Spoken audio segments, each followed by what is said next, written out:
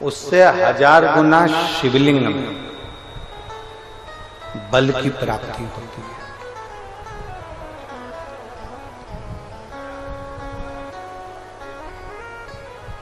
प्रदोष के दिन यदि आपको कहीं से शमी पत्र मिल जाए,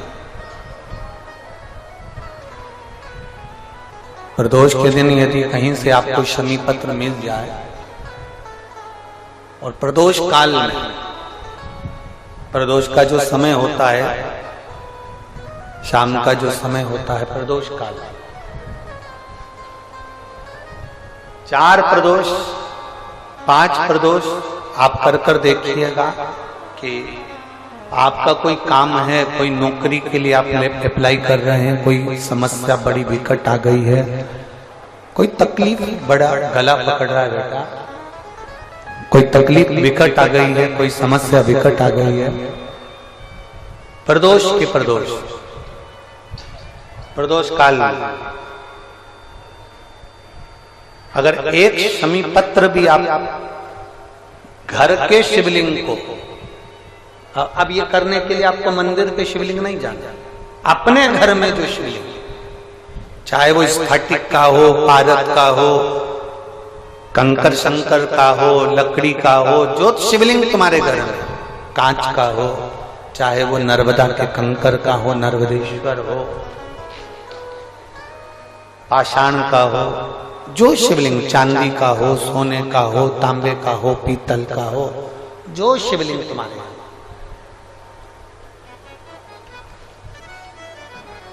एक शमी पत्र यदि आप भगवान शंकर के शिवलिंग पर समर्पित कर रहे हो और उस शमी पत्र को उठाकर रात्रि को 9:15 की जो एक मुहूर्त होता है, एक समय होता है, जिस समय पर हम अपने मन की बात भगवान शंकर को कहते हैं, पूर्व में भी इसका वर्णन हम कर चुके हैं कथाओं में। उस 9:15 पर वो शमी पत्र को उठाकर एक कागज में, एक कटोरी में उसको रखते थे। 4 या 5 प्रदोष के उस शमी पत्र को अपने पास में रखिए और जिस कार्य के लिए जा रहे हो उसको जेब में ऊपर के भाग में उसको रखकर लेकर जाइए, आपका वो कार्य सफल होकर ही रहेगा, वो रुक नहीं सकता।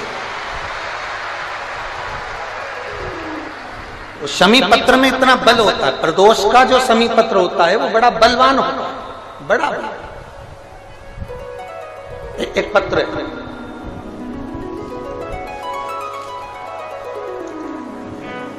पत्ता होता है, ध्यान से सुनिएगा। रोज आप अगर शमी के पत्ते को नहीं चढ़ा सकते, महीने में 1 बार या 2 बार शमी का पत्ता शंकर के ऊपर अवश्य समर्पित करना चाहिए। क्यों? शरीर में अगर कोई बड़ी बीमारी आने वाली होती है तो बाबा उस विष को समाप्त कर देते हैं, मात्र शमी का पत्ता समर्पित कर देते हैं। भले महीने में 2 बार चढ़ाओ, हफ्ते में 1 बार चढ़ाओ, तुम्हारा मन पड़े तो हफ्ते में 2 बार चढ़ाओ। ज्यादा बीमारी है, शमी का पत्ता एक शिवजी के शिवलिंग पर और एक पत्ता जहां से पानी बहकर नीचे गिरता है ना, जलाधारी में से शिवजी पे जल चढ़ाया, जैसे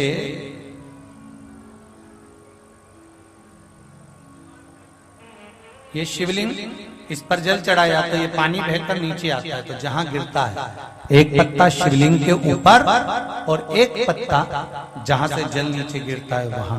अगर ज्यादा बीमारी है और ऐसा लग रहा है कि डॉक्टर कह रहे हैं कि तबीयत ज्यादा खराब हो सकती है, जांचे जाएगी, ये होगा वो होगा, तो एक पत्ता शमी का ऊपर, एक पत्ता जलधारी जो बहकर नीचे आती है पर चढ़ाना। शमी का पत्र रोग मुक्ति के लिए जब चढ़ाया जाता है तो भगवान शंकर का अवधूतेश्वर महादेव का नाम लेकर चढ़ाया जाता है। कौन सा महादेव? जम के बोलो जरा। अवधूतेश्वर महादेव का नाम लेकर चला जाए।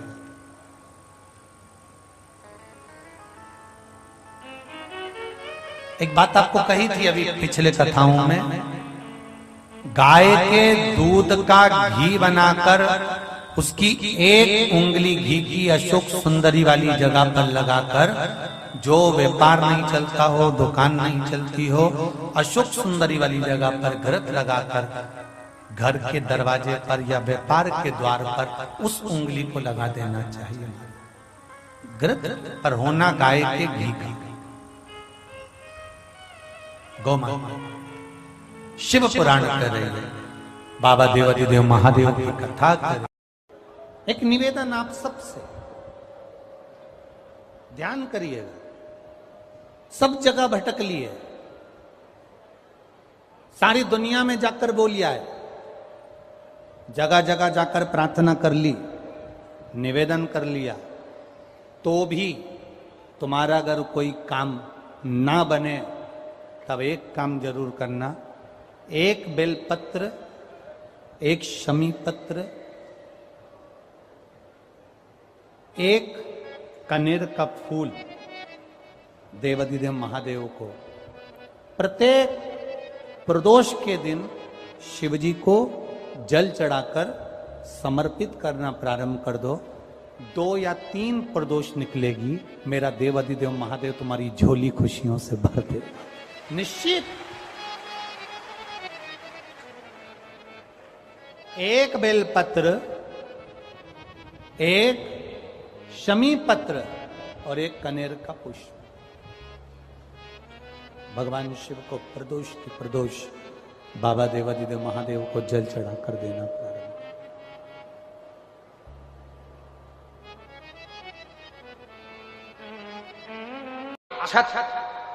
एक बेलपत्र, एक शमी पत्र तुम्हारी उलझन को समाप्त कर देगा।